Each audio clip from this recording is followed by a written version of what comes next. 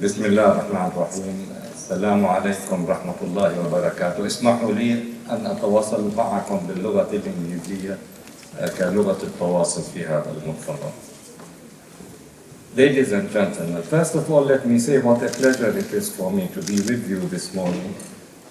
When I first heard the initiative that Isabel Bilhol wanted to launch about studying how can we encourage our young people to read for pleasure, I thought it was an exciting idea, but I had no notion at the time that it can develop into such a passionate one, and that our academics, our teachers, our parents will all become involved in a process which is very important, which is to teach our children the real value of reading and the importance of reading in their lives. So it is a pleasure to stand before you today to speak about one of the most powerful forces in human life, the act of learning to read. We are all here because we believe in something profound, that books and reading are essential.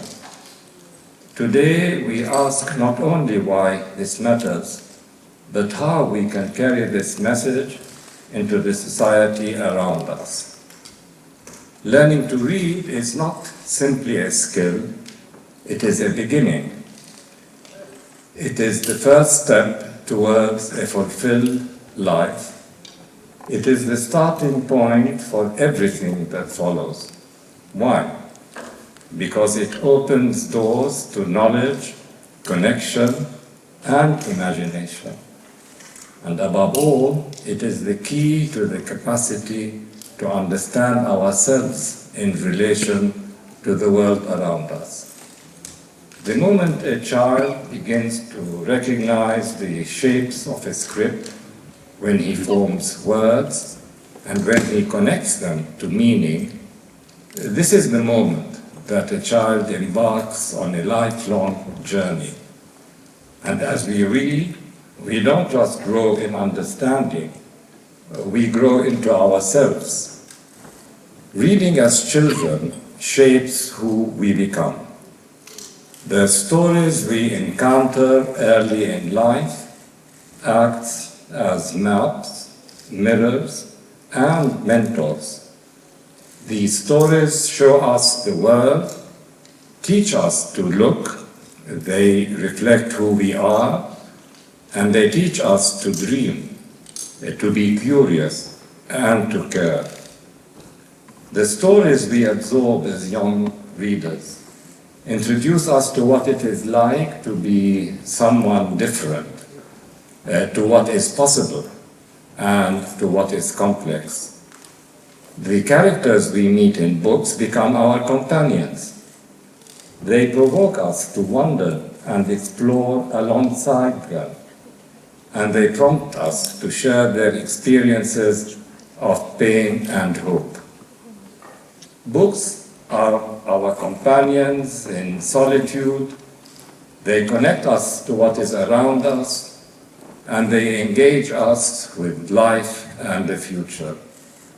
Books give us language for our thoughts, our understandings, and our dreams. Books are a source of facts and knowledge, and they hold our history, our culture, and our aspirations. Books are sparks for the imagination. They allow the reader to travel across galaxies, through time, into the depths of the ocean, and into the heart of another person. A book teaches us not only to see the world, but to imagine it differently.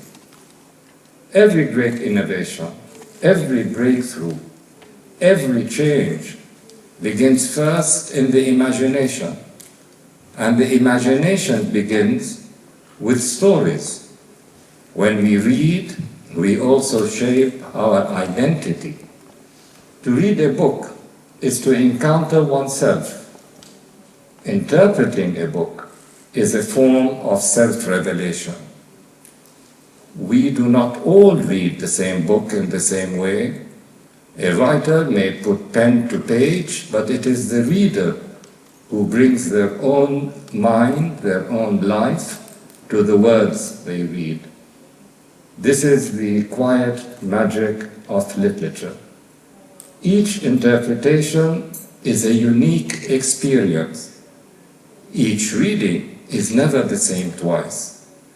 And this makes a book an open dialogue. A book invites us in, and we rewrite the book in the context of our own experience. This is why ancient texts still speak to us today. We read the words of poets, philosophers, prophets, and playwrights who lived thousands of years ago. And we place them in the context of our own lives today. When we read stories from centuries ago, we find elements of what is timeless in the human spirit, and we give it new meaning. Somehow, we still find a truth that resonates with new relevance today. And so we carry a great responsibility. If we stop reading, the voices of the past fall silent. When books are forgotten, cultures fade. Civilizations have always been built on what they choose to remember, to think about, and to use as inspiration. Books are the source of the generative force. We must also celebrate the physical book. We must celebrate the feel of paper, the quiet turning of a page, the presence of a book in the home. We must not forget the beauty of a book that can be held, smelled, annotated, and shared. We must nurture places where books are held, a room of books, a library, a box, a shelf. The places where books are held are archives of human memory. They are homes for the imagination. They safeguard the hopes and voices of generations past and generations to come. They must be protected, supported, and loved. Ladies and gentlemen, our issue today is that we cannot access the treasures of books unless we read. It is by reading that we are enriched by books. And so our major role as lovers of books is to inspire reading, to keep books alive. We are the messengers of how reading gives us access to the creative power of books. We must inspire the next generation to treasure books emotionally, intellectually, and quizzically. We must teach children that when they read a book, they give it life. And we must remember where reading begins. It begins in the family. Parents reading to children, grandparents passing down stories, siblings sharing a favorite tale. The act of reading together is a profound expression of love. It tells a child that stories matter, that words matter, that imagination matters, and that language matters. Also, reading to a child is a gift that tells them that they matter. In many of our communities, reading happens in more than one language. Multilingual environments for reading bring forth challenges and extraordinary opportunities. In a multilingual environment, the children are not only learning to decode words, they also learn to navigate between cultures. The reward is profound. Multilingual readers grow up with an expanded world view. They learn that there is more than one way to tell a story, that there is more than one word for love, that there are more ways to describe what it means to be human. Reading for pleasure in different languages builds bridges between cultures and within the self, because it enables the child to identify and carry all the diverse parts of their life experience, their identity, with pride. It allows that child to express the diversity of their encounters and learning. And so, when we nurture reading in more than one language, we help raise individuals who are more open, more adaptable, more critical, and more emphatic. So let us teach our children to read, not only for success, but for joy. Let us protect our libraries, our books, and our storytellers. And let us remember always, to learn to read is to begin to live fully. But today we need more than reflection on reading. We need to act. To teachers, nurture the spark. Make room in your classrooms for wonder, joy, and exploration with words. Let every child believe that they are readers and that stories are for them. To parents, read aloud. Make it a ritual, a bedtime story, a moment after dinner, a book kept in your bag. Your voice is the first library your child will ever know. Value the time spent with your child. Allow them the experience of your joy and interpretation, and ask them to share their own. To libraries, be the guardians of imagination. Be champions of curiosity.